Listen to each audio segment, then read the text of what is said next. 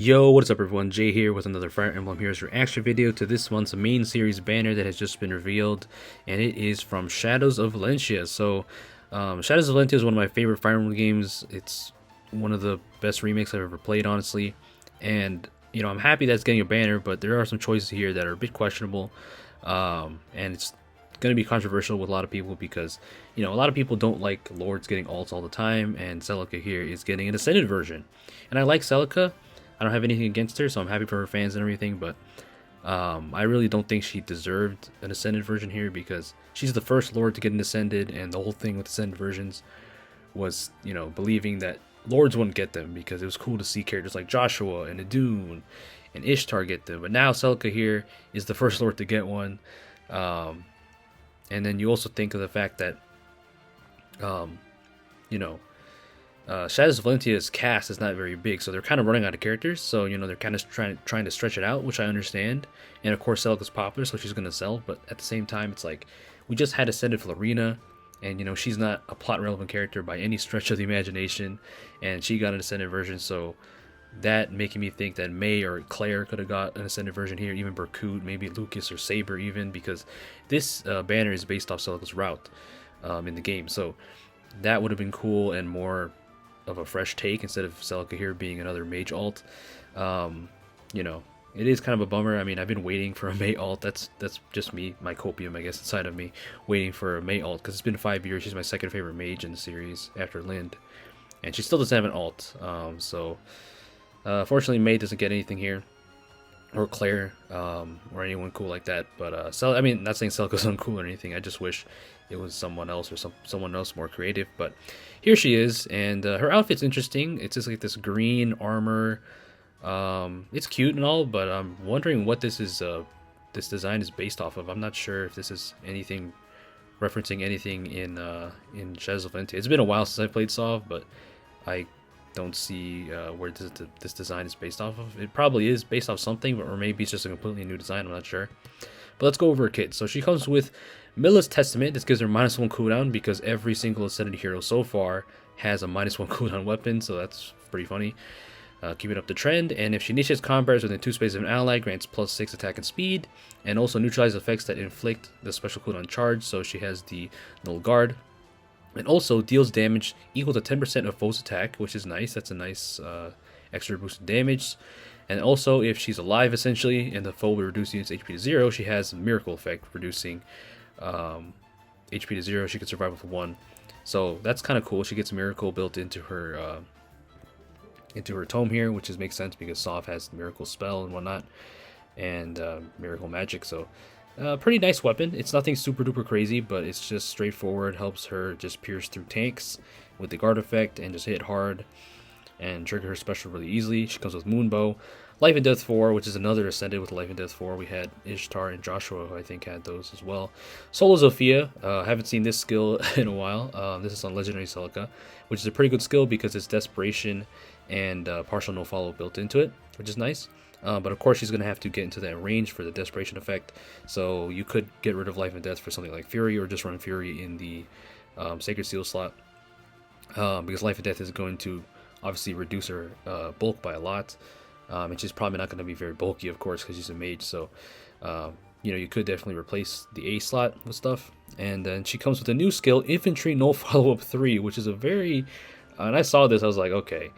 Like, infantry units already get so many good skills, and now they're getting an infantry support no follow-up, which is kind of crazy to think about, because I mean, no follow-up was already only allowed on infantry units, so now you're just going to give this to any infantry unit. I guess I'm assuming it's going to be only for infantry units, to give it to other infantry units. So it's a drive no follow-up to infantry allies, which is crazy. So it's making me think, are we ever going to get infantry armor? Hope not. Or like an infantry cavalry or something like that for other movement types and class types. That would be crazy, but I mean, this is already really good. So giving this drive no follow-up is definitely crazy. I mean, we obviously seen this with Legendary Male Byleth, but his is speed based. You have to get a speed check here, and here it's in the C skill, and this is going to be heritable to pretty much everybody, or at least I'm assuming most infantry units, or maybe only infantry mages. Who knows what the restrictions are on this skill. But infantry no follow-up, that is some cheese. but of course very good. So if you want that skill for support, and just because no follow up obviously is one of the best skills in the game, and I think will always be a good skill. That's pretty crazy. So that is her kit. So that's her new skill. That's the only new skill she brings to the table. So that is Ascended Celica. Cute design, but like I said at the beginning of the video, I'm not really huge on her. I wish it was someone else. Like I said, May or Claire or Lucas or Saber, that would be really cool. Excuse me. But yeah, there she is destroying the Blue Mage. And the next unit on the banner is my girl Est. So Est is finally, Shadows of Valentia Est, should I say, is finally in the game. And it makes sense because we just had Paula last year, then we had Katre the other year, and now Est is here. And the art is amazing on Est. I mean, the white wings, they're all gorgeous. They're all really cute. So, you know, nothing surprising here for Est. And she's a lance flyer, of course, because that's what she is always.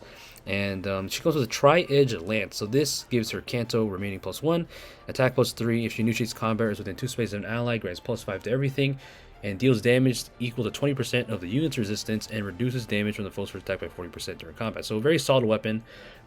Canto, damage reduction, extra stats. Excuse me, true damage.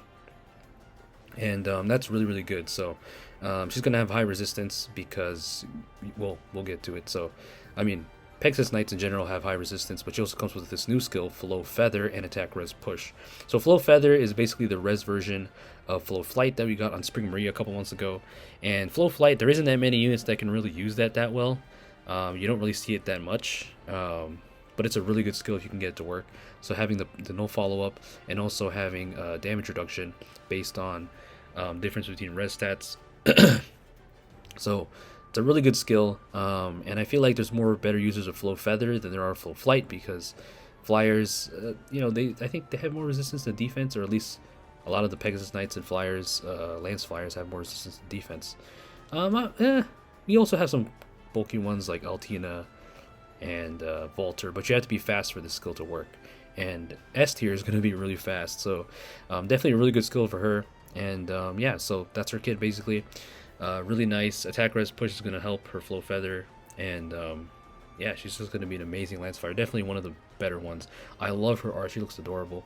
And I mean, I love all the white wings. She's not my favorite one. Katre's my favorite one, but I think Est kind of gets a lot of hate for no reason. Or not no reason, but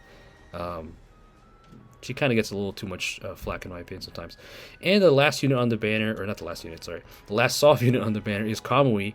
So Kamui is finally in the game, and no, it's not Korn for those who have not played Shadows of Valentia. It's Kamui, the first Kamui, and he's buddies with Leon and Valbar. When you encounter him, he's with them. They're kind of part of a group. So he's the D-mode of this banner, as you can tell. He comes with Upfront Blade Plus. So this is a really nice inheritable sword, because this gives him +5 attack and speed, and also neutralizes the penalties to attack and speed during combat if the foe's HP is above 75%.